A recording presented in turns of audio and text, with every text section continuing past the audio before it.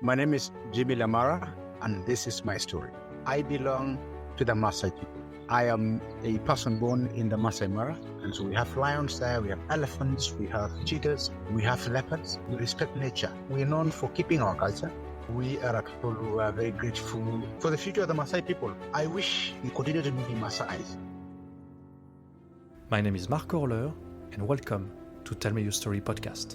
Today we're diving into the captivating world of wildlife and community with an amazing guest who hails from one of Africa's greatest wildlife reserves, the Maasai Mara in Kenya. This land is not just a place. It is a tribute to a vibrant native community known worldwide for its rich culture and traditions, the Maasai People. Our guest for today is Jimmy Lemara, who is a proud member of this tribe. Working with Safari Outfitters Game Watchers, he has been working for years as the manager of the Giraffe Camp in the Mara Ripoi Conservancy. For this new episode, Jimmy has agreed to take us on a journey through his life as a Maasai, sharing insights into his culture and ceremonies, and also the deep connections he shares with the amazing wildlife that has been part of his world all his life. As we embark on this journey together, don't forget to engage with our content, like, share, and comment to show support to our podcast. Thank you for listening, and welcome in a new story. I'm really excited to have you today, for this podcast. It's a great pleasure, even an honor, to have you today. We hear a lot about the Maasai in Europe, but people don't really know the culture, the meaning, some of the aspects of it. And in your case, obviously, hearing so much about you, the conservancy you manage, and everything I was, very keen to have you. So just thank you again. Thank you very much, Mark. As you can hear, I'm French, so I have a very strong French accent.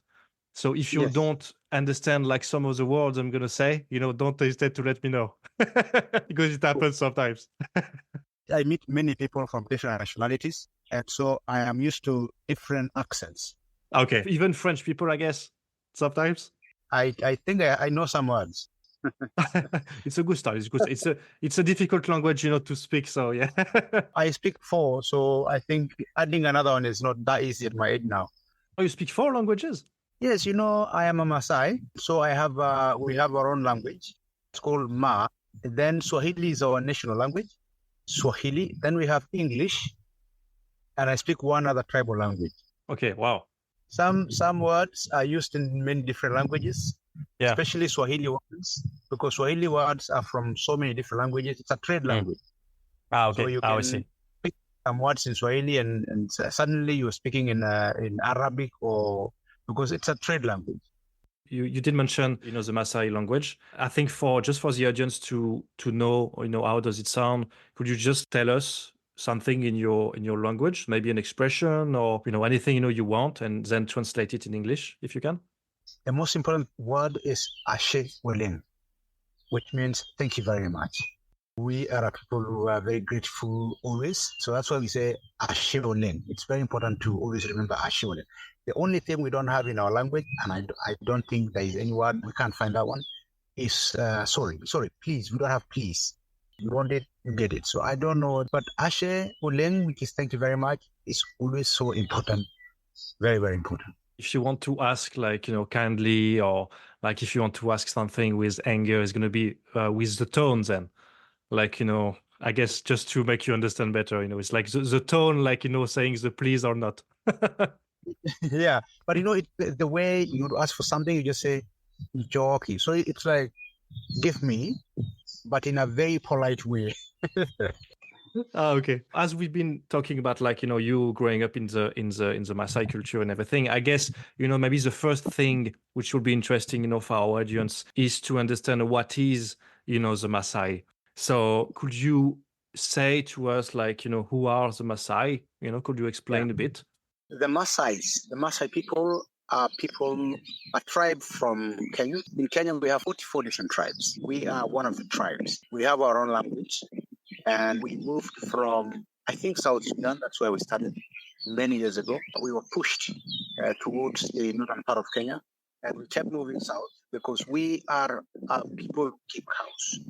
And anywhere that is good for cows is good for us too. So we moved with our livestock, and now we settled on the southern part of Kenya.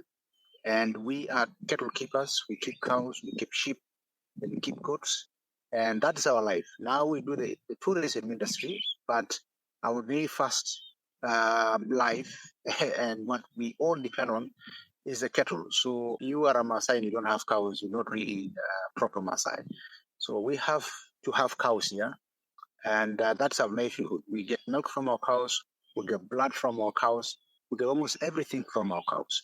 And so we keep cows, and that's what the Maasai people do. Does the word Maasai mean something specific? No, but the area that we live in now called the Maasai Mara means the spotted land of the Maasai people. So it's just a name, a Maasai. How would you say, like, the Maasai are different from the rest of the population in Kenya? What would be maybe the biggest, differences? We have so many differences with other tribes. First, the language. We have our own language. Each tribe has their own language. And secondly, as mentioned earlier, we are cattle keepers. Some people are farmers. Some people are fishermen. And so for us, it's cattle, and we're known for keeping cows and for getting everything from a cow. We are also known for being a very fierce tribe because we're known for being a good fighting tribe. We can fight for our land. We can fight for our cattle. And so we're known to not talk with. So there are people who can be very fierce. So that's when well known. And the second thing is we're known for keeping our culture. And we are still trying to maintain, although there are a lot of pressures coming, but we have maintained it for a very, very long time. If we talk of culture, we're talking of dress, and we have a kind of a bond. In some instances, it's just for beauty, and in some areas, it means a lot, especially for the senior elders. Their beads and their clothing, this is called a shuka. This is cloth. Okay. But for young people, it's just for beauty. Does it mean something for you? For me, it's for beauty. I'm still a junior elder. So when I become a senior elder, my beads will mean something. So, we have stages. If we can go there then as well, because it's part of our tradition. We have stages in life. So a child is born, and usually there's a big ceremony, and that's the only birthday people have. There's never going to be any other birthday celebration. Then we have an age where boys are circumcised, then they become people who are out there and the defense of the community. And then from there, they become junior elders. And then from junior elders, they become senior elders. There is a big ceremony. And it's not like very personal, it's a community thing. So many people come together to celebrate. Okay. And it is still ongoing for all the Maasai villages, all the Maasai boys? Ongoing, it is still seriously important to us. I think the only thing that I have seen changing is maybe the age of circumcision, because young boys are now circumcised, and before they were circumcised at the age of between 15 and 18 years of age. But now, because the schools, they go to secondary school at around 12 years, and so at that age, most of them get circumcised before they go to high school. Once they're circumcised and they're warriors, they have that feeling of being men and decision makers. Yeah. So talking about the ceremonies, you did mention there are several ceremonies, and especially the 3 male rites of passage for the Maasai community and boys. I've tried to write the names, but maybe my accent won't be wrong saying it. Enkipata, Unuto, and the last one Olngeser. Olngeser. So Enkipata is it's when you have all these young men going together during a time when they want to celebrate a graduating from being junior elders, from warriors to become junior elders. So it's called Enkipata. And and then the other one is Olngeser. So where did you get those ones? I saw the names on the website when I was looking for traditions for the Maasai community, and so I was kind of interested about that, and actually as it is. Tell me your story. If we speak, let's say, about Enkipata, could you, from your memories, lead us through, this ceremony? What you felt? What was it like? Those ceremonies are always very, very emotional because it brings a lot of people, and so there's a lot involved. Because for us personally, now when we have young boys in the village who are being circumcised and joining the age set that I sponsor or I am part of. We are the ones who do all the ceremonies. We know that We are the ones who hold them during circumcision.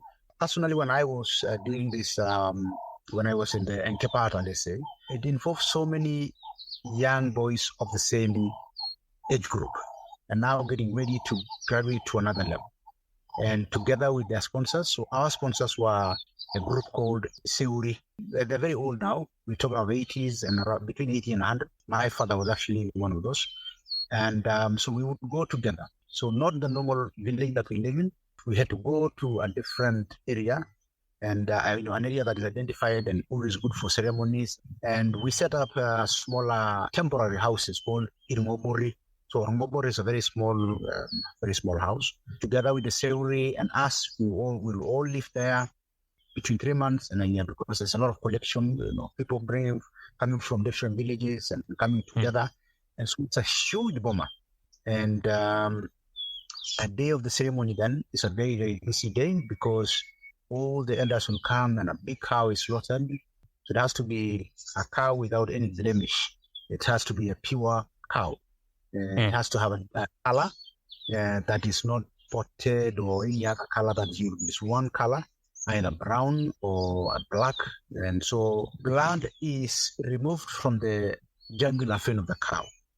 It's mixed with alcohol and some traditional medicine, and all the boys will have a drink of it, and they as well get a piece of meat each, and it's handed over by the senior elders. What's the meaning, just to drink the blood? It's more of an oath thing, putting the team together and sharing together symbolizes sharing of what is available. So drinking together and eating together is a symbol of living a life together. At some point, like the boys are going, in the woods. What do you do in the woods? Like, do you stay all night there? Yes, we go to a place called Orpul. So Orpul is like a meat camp. This place is a place that people go separate themselves from the rest of the community, just go and live in the woods, eat nothing but meat and herbs from the trees.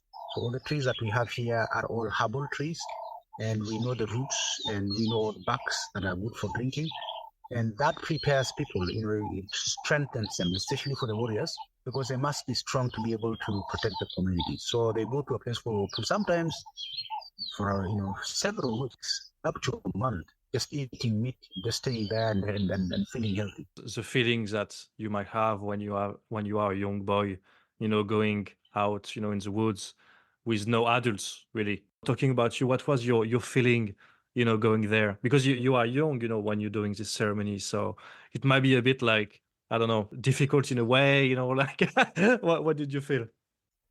The thing is, always, it's a group of people. When you have a group, then there is that pressure of being in a group, and there is a feeling of some kind of safety in numbers.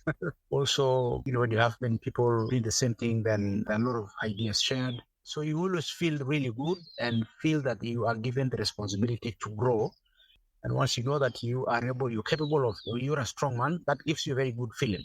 Especially you're in the bush there, it's very wild, there are animals, and the parents are aware of that situation and they want you to be there. You just feel strong. Yeah, because even like in this place, you are like, you have the wildlife around in a way, also the wildlife of Kenya around. So it's kind of, yeah.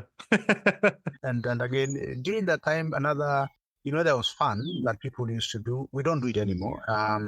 Just to mention, we had one of the biggest game was to play with wildlife. Of course, hunting and, chasing them. So that was quite a lot of fun, very dangerous, but then you get to learn the survival techniques. At the moment, we don't do that. Like I've mentioned, we don't do that anymore, but that was a lot of fun. And while in the bush, there's always that activity of going out and chasing and being chased. It makes a lot of fun, and it trains you to become a man. Okay. So have you been chased then? How many times? Ooh. Yeah. By what? In here, you have to be chased. Buffalo many times. Playing with the buffaloes isn't an easy thing. because they're the most difficult to bring down or hunt, or the most powerful animal. And so that is what we would also go for, try and see how strong we are. Also lions, you've probably read about Maasai's killing lions. It's true, we used to do that. We don't do that anymore. And it always a lot of fun, the roaring of the lion or the growling of a lion when being attacked is something. So some people can run away, some people will show strength and then wait for them, lie down flat. So many people have survived that.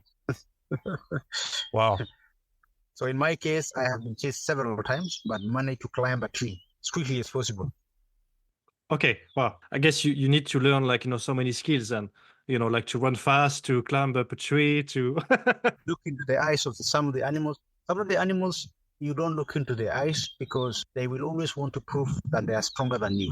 Some Okay. animals, you want to pretend as if you don't see them. If you are walking and towards one direction, you must continue walking the same direction and pretend as if you don't see them. Okay. I was gonna say what kind of animals. Yeah. A leopard, if you see a leopard, you happen to see a leopard, you must pretend that you haven't seen them. They will always hide. When you have an eye contact with them, then they can easily charge. What would be maybe the most dangerous animal in the bush?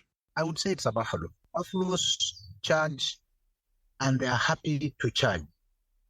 And they can wait to charge.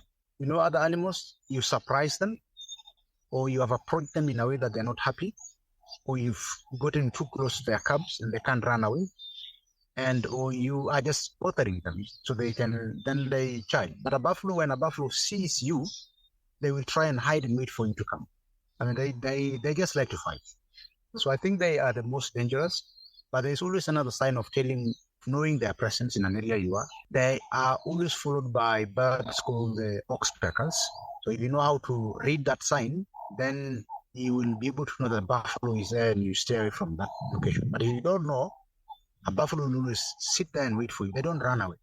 Not like other animals. This time they run away, but buffalo, no. They're happy to see you come towards them. Wow. It's interesting, you're talking about this because I would like now just to speak about this specific bond, between the Maasai and the wildlife. How would you describe, this specific bond, that you have? Even more interesting for you because you are the manager of a conservancy. So I guess it's also your passion. So, before the creation of conservancies, we lived another life and now we live a different life. First of all, we've always respected wildlife, and that's why we have them on our land. We never really hunted them to clear them. It was just like those animals that were dangerous, and we wanted to prove that we're also stronger than them. And also when you have these animals that come to the villages to attack livestock, they are usually old lions, old hyenas, old cheetahs, old leopards who are not capable of bringing down wildlife. And so they go for what they think is easier prey. And that has always been like their sort of way out. It's taboo in our culture. It's not allowed for any Maasai to eat any wild game. So we don't eat any meat from any animal. We're not allowed to do that by tradition. And right now, we are conserving wildlife. We have so many different conservancies within the Mara ecosystem. What happens is people, demarcated all the land, given to people, and people have title deeds, and then people have brought their titles together and agreed to form conservancies. And so right now, conservancies have programs where people are compensated for the livestock they lose to wildlife. There is no such enmity between us and wildlife. I mean, it has never been there. We respect what is supposed to be respected, and any animal that respected us, we respected. Okay. And it's also interesting because it's not only the wildlife, but also the plant life, what is, Yes. Around you and what you use. So how do you come, with this, knowledge, as well? And especially yourself, because it's something I saw in some videos of you, I think on YouTube, you were explaining in a video, okay, it is a tree where you have ants in it and the ants are protecting, the tree, something like this. So how do you come with such a knowledge, I would say? Growing up with the animals and all these plants around us, we grew up with them. Right now, you can see giraffes. There's a group of giraffes right there. My kids are seeing them. They're just 100 meters from the house. And so we have this wildlife here. So you can imagine the children who are growing right now, they would learn that behavior of the giraffe. They would always learn to see them eating and what they eat, the kind of trees they select. And so it's a matter of translating it. We also had herbalists. My father, he knew all the plants and their uses. And so he passed it on to us. What tree I would go for if I wanted to, if I had a backache, if I had like a headache. So all these plants are here. We had people who tried so many and maybe came up to know what is good and what was bad. And for us, we are happy that we learned from those who already experienced, and now we know all of them. So as you say, yes, there is like, there are specific people like, with this knowledge and like passing them through generations and generations. And what was for you, like, I don't know, how did you end up, wanting to become a manager of a conservancy and being a guide, like, what, because not all Maasai, are guides or, manage a conservancy, like even if like they grew up with like the wildlife around them. So what was like, the specifics, for you, all your love, for the surroundings that you have around? So yeah, personally, I grew up knowing all this. Personally, I think it started when I was in high school. Even though I grew up with them, I got a subject that was so connected to what I already knew from my local knowledge. Biology was my best subject. I so good for. And so when I found this biology and go to do the classification and all that, it's so detailed of what I already knew. It made it so easy for me to translate. And so once I started to translate, I began seeing that this subject is so deep, it never ends. There's so many new things. You get to learn every single day, and there's a lot to learn. And the love for wildlife, especially, I love animals. I wake up in the morning and I see them. I have always had that love for the animals. I have connections for some, like very strong connections for some animals, lions especially, the lions. But one particular pride. How would you describe, this relationship? Yeah, this pride lives in a place, in Giraffe Conservancy. It's a pride that started small and became so successful, and they became a very big pride. They have gone through so many challenges while I followed them. I've seen them being happy. I've seen them being sad. I've seen them in all sorts of the lion's life. And I personally was so lucky to be one of the people who named them, because we named them to be able to identify them. And I named so many of them. And that gave me so much connection to this particular pride. So it's called the Sambuyankare Breakaway Pride. How did you decide, to name the lions? Like, what kind of names, did you give them? So we look at their behavior. If one lioness, so there's one lioness called Nempiris, an example called Nempiris. Nempiris in our culture is somebody who's so peaceful, and or the one that brings peace. So this lioness is a strong lioness, and she brings peace to the rest of the pride. And every other time, conflict, so there's some fighting, she's just right there in the middle and bringing peace. And there's another one called Nara, who is actually the keeper or the one that hunts for the rest of the pride, for the whole pride. She's one of the best hunters. The whole pride looks upon her when it comes to finding food. So you will see her most of the time making decisions on where to go and the direction the food is. So she's always so much ahead and knows what the pride needs. So we look at those and we look at the notches to be able to identify them, but it's more behavioral. We look at their behavior just like human beings, and it gives us so much connection because then we call them by names. And so like, from the pride, I guess, there are lions that you've been like, so them since like you're quite young. They don't live. The thing is, they don't live for a long time, but you see them grow. Lions go through so many challenges. One of the biggest challenges is the young males getting pushed out of the prides, or older males trying to get into prides, or lionesses accepting a new male. All those are big challenges, especially lionesses accepting new males who are now going to be in charge of the pride, especially when they have young cubs, because the cubs get killed to bring the females into estrus so that they can mate with the new males and have their own cubs. So those challenges, and I have seen them doing that.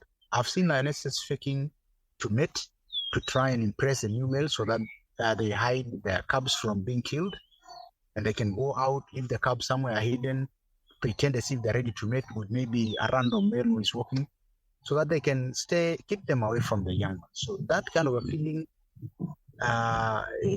makes me so close to this land. But I've seen so much about it. I've also seen males who took over that pride, kill the cubs, and actually eating the cubs. So saw them eat the cubs.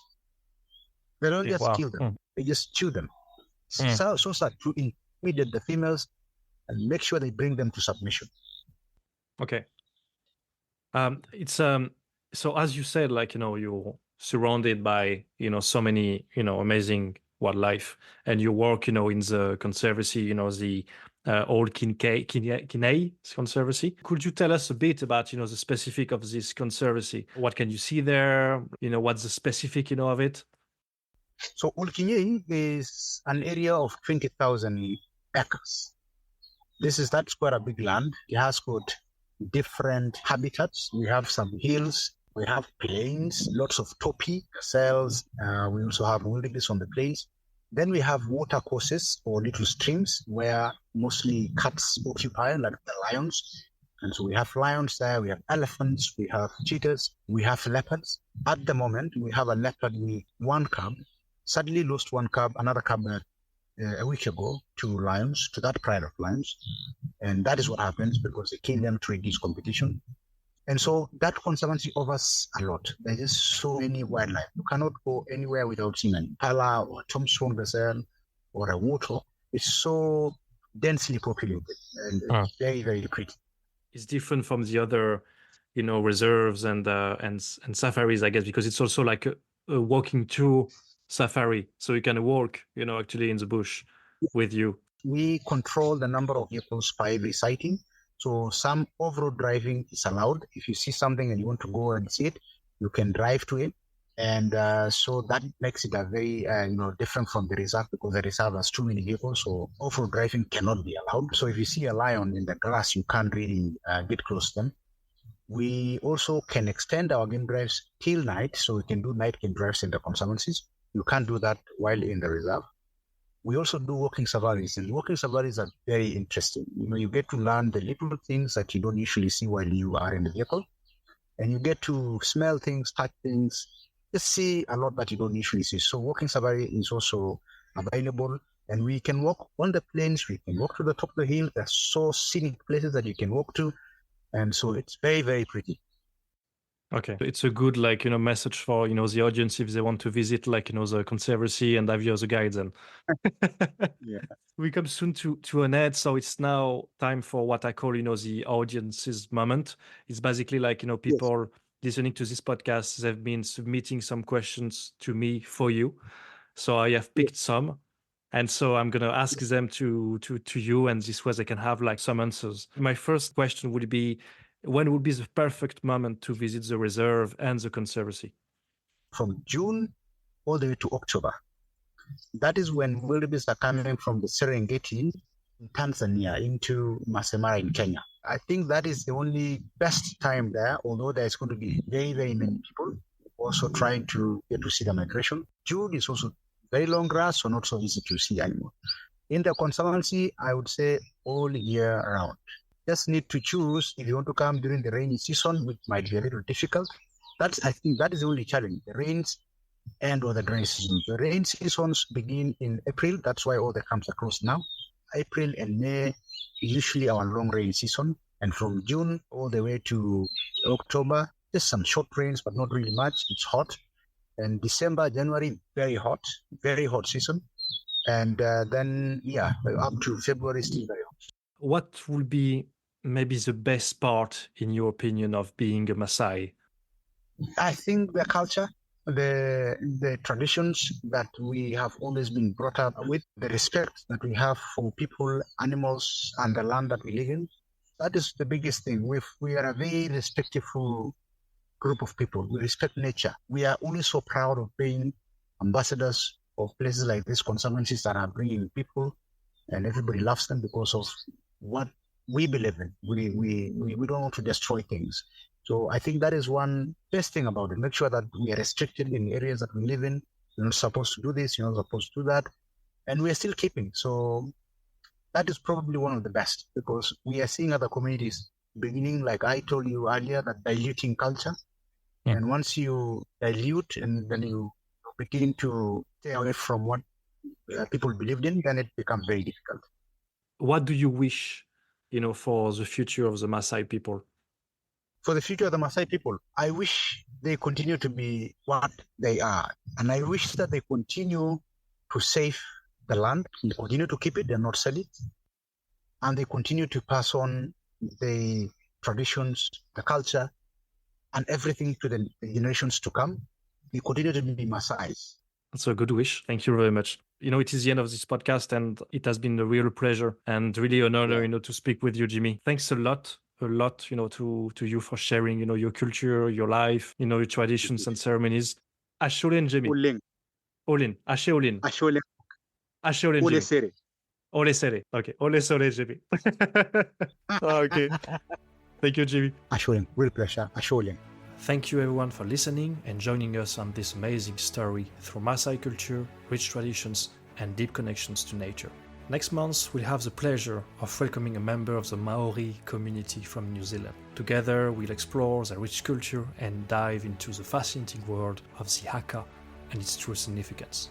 If, like other listeners, you have interesting questions you'd like to ask our guests, feel free to send them via social media or email at m.tellmeyourstory@hotmail.com. We'll select the 3 most compelling questions from the list. If you enjoyed today's episode, please take a moment to rate, review, and subscribe on Spotify or Apple Podcast. Your feedback is always appreciated and help us to grow and improve. Thank you, and see you soon for a new story.